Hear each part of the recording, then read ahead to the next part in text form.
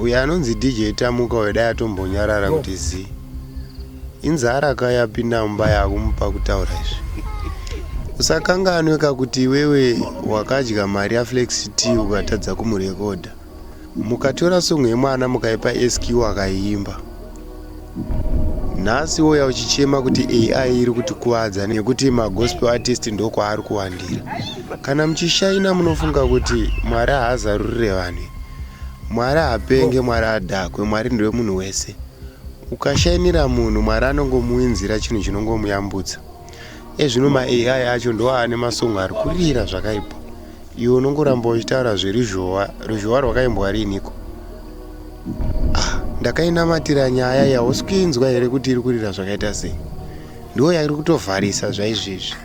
Iwewe waifana kutogara pasi wonyarara womirira vanhu vanofana kunge vachitaura votaura. Dai anga ari Oskid, Levels, Nana Spirit avo Nana Simplex vari kutaura izvi.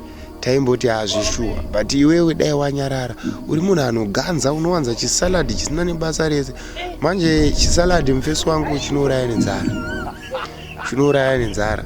Kana iri nzara yakupinda mumbaka, udza vanhu vanouya kuzorekodha ende dzikisa maprice.